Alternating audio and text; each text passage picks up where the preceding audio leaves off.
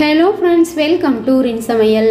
இன்றைக்கி நம்ம ரின் சமையல் சேனலில் காலிஃப்ளவர் 65 மொறுன்னு எப்படி செய்யலான்றதை பார்க்கலாம். இந்த காலிஃப்ளவர் பக்கோடாவை கோபி 65 காலிஃப்ளவர் ஃப்ரைன்னு கூட சொல்லுவாங்க. கடைகளில் வாங்கி சாப்பிட்றது மாதிரியான டேஸ்ட்டில் வீட்டிலையே ஈஸியாக இந்த ஸ்நாக் ரெசிப்பியை செய்யலாம்.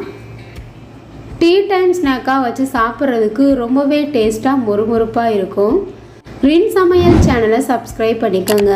பக்கத்தில் இருக்க ஆளுன்ற வெள்ளைக்கான கிளிக் பண்ணி வச்சுக்கிட்டிங்கன்னா நான் போடுற வீடியோ உடனே உங்களுக்கு நோட்டிஃபிகேஷனில் வந்துடும். ஃப்ரை பண்ணுறதுக்காக மீடியம் சைஸில் இருக்க காலிஃப்ளவர் ஒன்று எடுத்திருக்கேன். பின்னாடி இருக்க தண்டு பகுதியை கட் பண்ணிவிட்டு பூ எல்லாத்தையும் கட் பண்ணி எடுத்துக்கணும். காலிஃப்ளவரை எந்த அளவுக்கு பெருசாவோ அல்லது சின்னதாவோ உங்களுக்கு பக்கோடா வேணுமோ அதுக்கு தகுந்த மாதிரி கட் பண்ணி எடுத்துக்கோங்க. நான் மீடியம் சைஸில் இந்த மாதிரி எல்லா பூவையும் கட் பண்ணி எடுத்துக்கிட்டேன். அடுத்ததாக கடாயில் தேவையான அளவு தண்ணி சேர்த்துட்டு 1/2 ஸ்பூன் அளவு உப்பு, 1/4 ஸ்பூன் அளவு மஞ்சள் தூள் சேர்த்துட்டு தண்ணி நல்லா கொதிச்சதுக்கு அப்புறமா நம்ம கட் பண்ணி வச்சுருக்க காலிஃப்ளவர் எல்லாத்தையுமே இந்த தண்ணியில் போட்டுறணும். 2 நிமிஷத்துக்கு தண்ணியிலே நல்லா கொதிக்க வச்சுருங்க. இது மாதிரி சுடுதண்ணியில் போட்டு கொதிக்க வைக்கும்போது காலிஃப்ளவரில் சின்ன சின்ன பூச்சிகள் இருக்கும், அது எல்லாமே செத்துரும். காயும் பகுதி அளவு வெந்துடும். எல்லாத்தையுமே இப்போ நல்லா வடித்து எடுத்துக்கலாம். பச்சை தண்ணி ஊற்றி நல்லா கழுவிடணும், பூச்சிகள் இருந்தாலும் வந்துடும். இதை மாதிரி நல்லா கழுவிட்டு ஒரு பவுலுக்கு மாற்றி வச்சுருங்க. அடுத்ததாக நம்ம மசாலா பொருட்கள் எல்லாத்தையும் சேர்த்துக்கலாம். 3 ஸ்பூன் அளவு கடலை மாவு, 2 ஸ்பூன் அளவு அரிசி மாவு, கார்ன்ஃப்ளவர் மாவு 2 ஸ்பூன், இஞ்சி பூண்டு பேஸ்ட்டு 1 ஸ்பூன், மிளகாய் தூள் 1/2 ஸ்பூன் அளவு நான் சேர்த்துருக்கேன். உங்களுக்கு காரத்துக்கு தகுந்த மாதிரி சேர்த்துக்கங்க. தேவையான அளவு உப்பு, கரம் மசாலா 1 ஸ்பூன். நம்ம சேர்த்துருக்க எல்லா பொருட்களையும் நல்லா மிக்ஸ் பண்ணிக்கணும். அதுக்கப்புறமா கொஞ்சம் கொஞ்சமாக தண்ணி சேர்த்து மாவை கொழப்பாக மிக்ஸ் பண்ணிக்கோங்க. இட்லி மாவு பதத்துக்கு பிசைஞ்சு எடுத்துக்கணும்.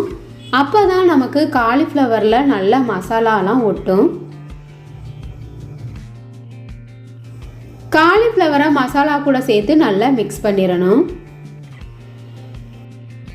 மீடியம் சைஸில் இருக்க காலிஃப்ளவருக்கு நம்ம எடுத்திருக்க மசாலா கரெக்டாக இருக்கும். இதே மாதிரி மசாலா சேர்த்து நீங்களும் வீட்டில் ட்ரை பண்ணி பாருங்கள்.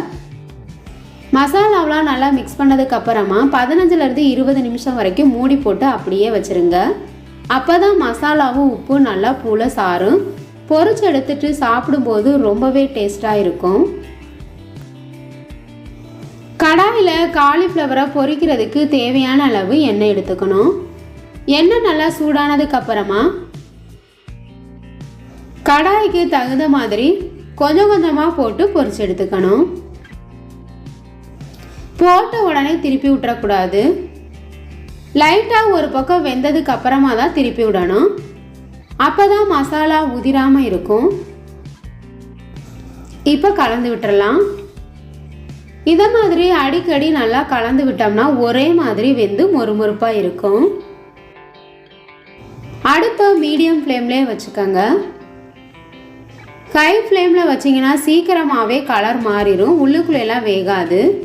மீடியம் ஃப்ளேமில் வச்சு பொரிச்சோம்னா உள்ளுக்குள்ளெல்லாம் நல்லா வெந்து மொறுமொறுப்பாக இருக்கும். காலிஃப்ளவர் பக்கோடாக்கு நான் ஃபுட் கலர் எதுவுமே சேர்க்கலை, விருப்பப்பட்டால் சேர்த்துக்கங்க. இப்போ கலர் நல்லா மாறிடுச்சு, வெளியில் எடுத்துடலாம். காலிஃப்ளவர் 65 ரெடி ஆயிடுச்சு. மசாலா கொஞ்சம் கூட உதிரவே இல்லை பாருங்கள். இதே மெத்தடில் நீங்களும் ட்ரை பண்ணி பாருங்கள். மசாலா உதிராமல் காலிஃப்ளவர் 65 வீட்டிலே செய்யலாம்.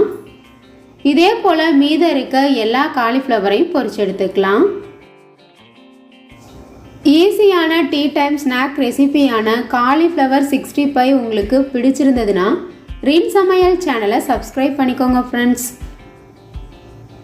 வீடியோ பிடிச்சிருந்ததுன்னா மறக்காமல் ஒரு லைக் கொடுங்க ஃப்ரெண்ட்ஸ். கமெண்ட் பண்ணுங்கள், ஷேர் பண்ணுங்கள்.